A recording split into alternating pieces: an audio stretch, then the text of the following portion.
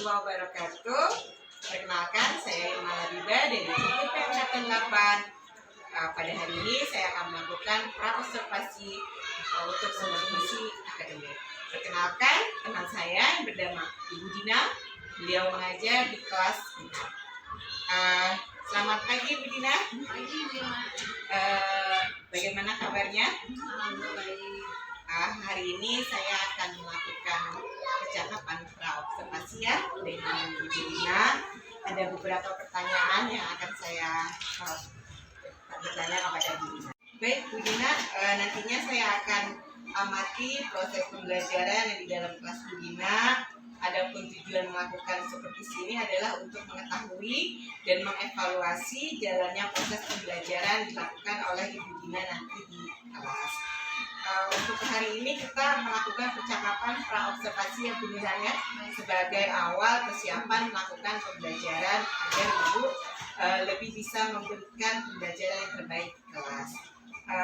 Baik Bu Dina, ada beberapa pertanyaan ya Bu di pra-observasi ini. Yang pertama itu apa tujuan pembelajaran yang akan Ibu lakukan di kelas itu? Mengurutkan dan membandingkan pecahan. Kemudian area pengembangan apa yang akan Ibu capai di kelas nanti? Karena pecahan merupakan pelajaran di siswa saya, nah saya akan mempersiapkan media pembelajaran tentang pecahan yang menarik dan menyenangkan dan juga yang sesuai dengan pembelajaran berdifferensiasi dan juga berintegrasi dengan kompetensi sosial dan emosional siswa. Baik, jadi pembelajaran berdiferensiasi terkait dengan pecahan ya Bu ya. Ya, baik. Kemudian strategi apa yang dipersiapkan oleh Ibu Dina nanti di kelas? Saya akan membuat media pembelajaran dengan menggunakan PowerPoint pecahan yang lebih inovatif, kreatif dan juga berintegrasi dan juga menggunakan media diskusi. Baik. Sepertinya menarik ya Bu Dina ya. Nanti mungkin sekitar hari Jumat ya Bu Dina ya. Mungkin saya akan mensupervisi di kelas Bu Dina ya. Mungkin nanti Bu Dina bisa menyiapkan RPP-nya yang terintegrasi dengan pembelajaran berdiferensiasi dan terintegrasi juga dengan KST. Seperti itu ya Bu ya. Oke. Baik, demikian Bu Dina percakapan pra-observasi kita pada pagi hari ini. Nanti bertemu lagi dengan saya di hari Jumat ya Bu Dina ya. Oke. Terima kasih Bu Dina atas waktunya.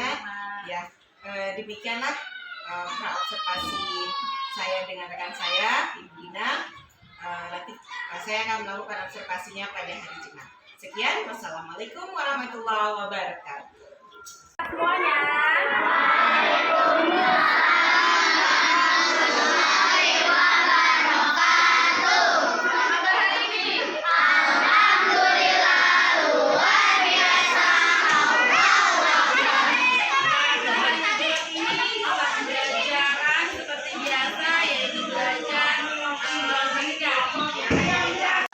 Satu bangsa, satu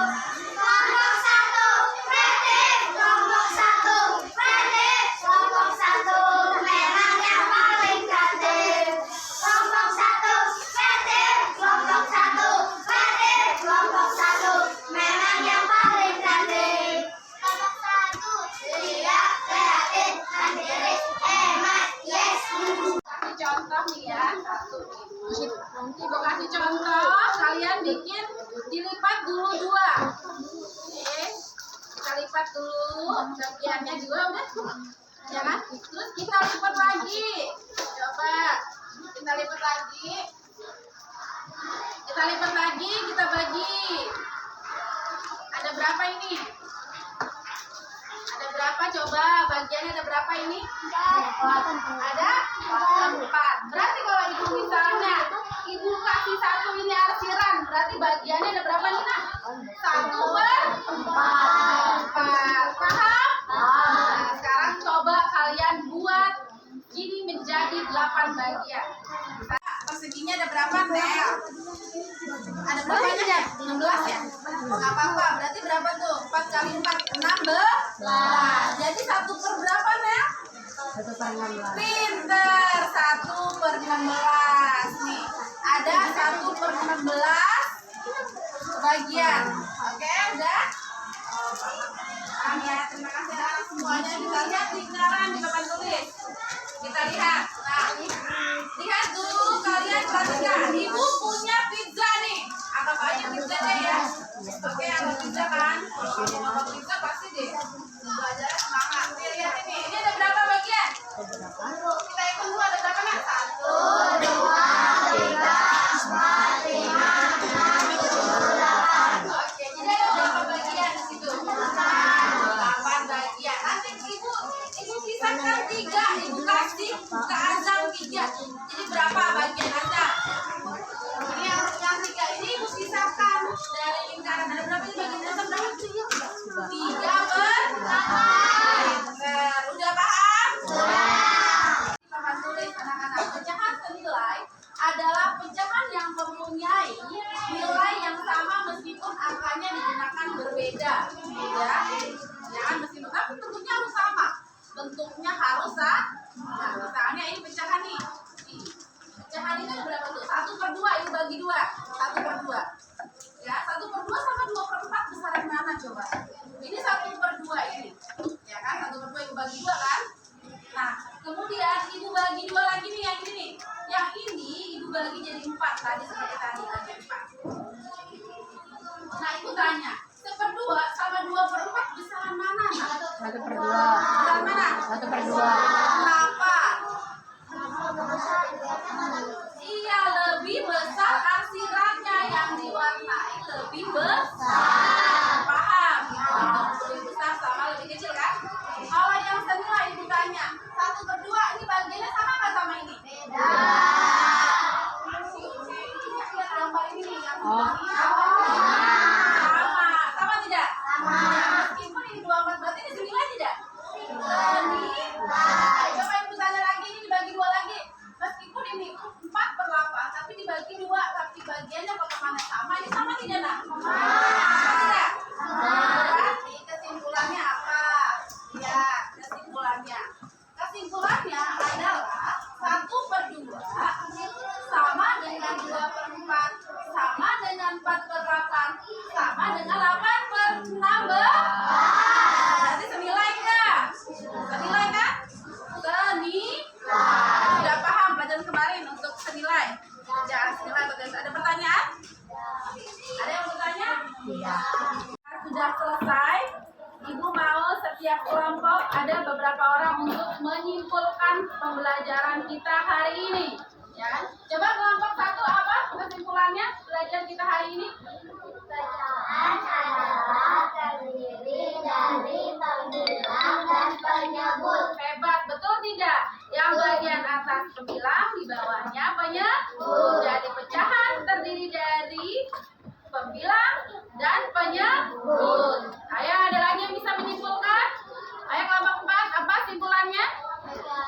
Pecahan senilai adalah bilangan yang dikalikan dengan bilangan yang sama. Penyebut dan pembilangnya dikalikan dengan angka yang sama.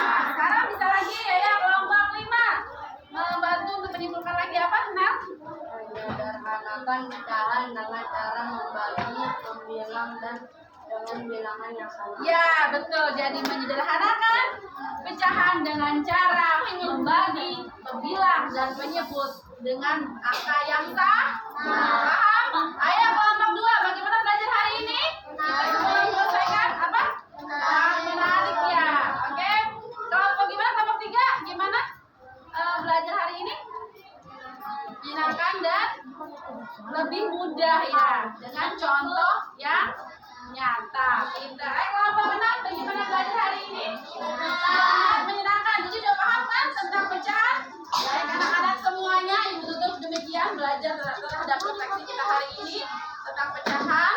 Terima kasih anak-anak semuanya, lebih giat lagi belajarnya besok, lebih semangat lagi. Wabillahi taufiq wa hidayah. Wassalamualaikum warahmatullahi wabarakatuh.